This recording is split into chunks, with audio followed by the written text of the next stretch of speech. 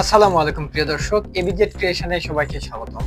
আমাদের এই নদীমাতৃক বাংলাদেশে সাগর আছে, নদী আছে, আরো আছে আমাদের গর্ব, আমাদের জাতীয় মাছ ইলিশ।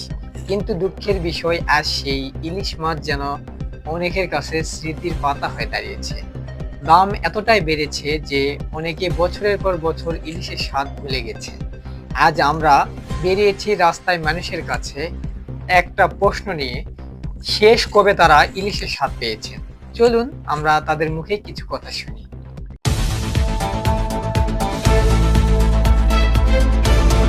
জাতীয় মাছ কি আপনি জানেন? হ্যাঁ জাতীয় মাছের নাম কি আপনি জানেন? বলে আমার জানা নাই বা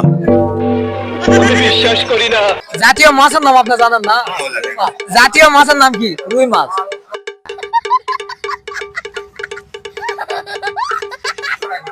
রুই মাছ, রুই রুই রুই মাছ। মানে এটা কোনো কথা? জাতীয় মাছের নাম কি? ইলিশ জাতীয় মাছ ইলিশ ইলিশ ইলিশ ইলিশ মাছ ইলিশ লাস্ট কতদিন ধরে ইলিশ মাছ খান? বহুদিন থেকে কত বছর হবে?